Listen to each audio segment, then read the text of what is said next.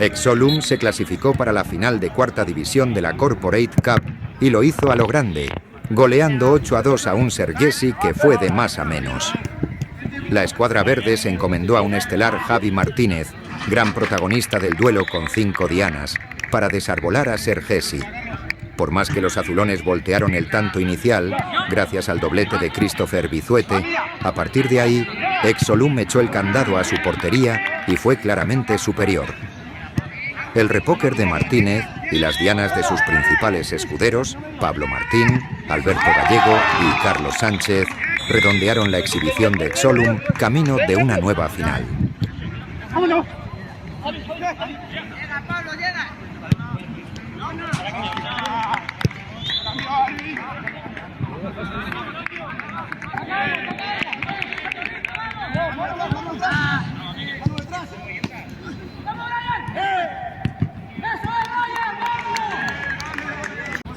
¡Sal!